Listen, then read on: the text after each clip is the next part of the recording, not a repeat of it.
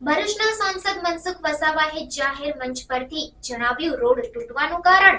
ભરૂચના સાંસદ મનસુખ વસાવાએ જાહેર મંચ પરથી જણાવ્યું રોડ તૂટવાનું કારણ.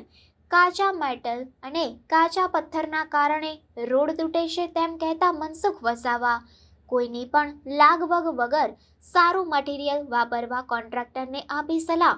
અંકલેશ્વર નેત્રંગ રોડના ખાતમુહૂર્ત પ્રસંગે મનસુખ વસાવાનું નિવેદન સામે આવ્યું. એમાં કોઈ કરતા કોઈ આ રોડ રસ્તો પૂરતો નહીં, દરેકે દરેકમાં પારદર્શક વહીવટ તો હોવો જોઈએ. રોડ બને એટલે સરકારનું જે એસ્ટિમેટ એના પ્રમાણે બનવું જોઈએ, એમાં જરા પણ બાંધછોડ નહીં.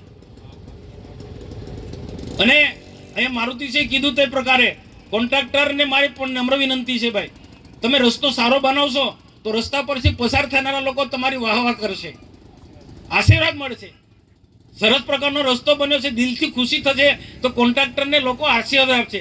ને એન્જિનિયર હોય, જુનિયર એન્જિનિયર ફિલ્ડ પર રહેનારાને વધારે જવાબદારી છે ભાઈ, તેમને પણ કાળજી રાખો ભાઈ, સરકારના એસ્ટિમેટ પ્રમાણે બને છે કે નહીં એ પણ જોવું પડે. અને સાથે સાથે એ પણ કાળજી રાખવી પડશે કોન્ટ્રાક્ટરે હો અને ડેપ્યુટી એન્જિનિયર સાહેબ તમારે હો. અહીંયા શું સિસ્ટમ છે આપણા ભરૂચ જિલ્લામાં, પેલો કોરી ઉદ્યોગ વાળો કહે છે મારા જેવાને દબાણ કરશે. મનસુખભાઈ એમને કોને આ કોન્ટ્રાક્ટરને કે એન્જિનિયરને મારી કપચી લે કે મારા મેટલ લે, મારો પથ્થર લે, મારી માટી લે, આ બધું ચાલુ થશે. તમે અમુક માટી આટલા ટન માટી ઉઠાડવાની છે, 25 ટન માટી તમે કોન્ટ્રાક્ટ સાથે સેટિંગ કર્યું, પણ 25 ટનના બદલે 15 ટન નાખશે. રાજકીય વ્યક્તિ હોય કે કોઈ પણ હોય, ભૂતકાળમાં જે થયું છે એવું કોઈને નહીં. તમને ક્વોલિટી કંટ્રોલમાં જે નમૂનો જે હોય કપચીનો, રોડ કેમ તૂટે છે?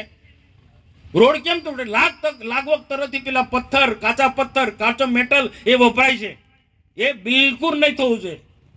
કોઈની લાગવગ નહીં. કોન્ટ્રાક્ટર લાગે, તમને લાગે કે આ પાકા પથ્થરનો એ માલ છે કોરી, ત્યાંથી જ ઉઠાવો, બીજું કોઈ જગ્યાએ નહીં.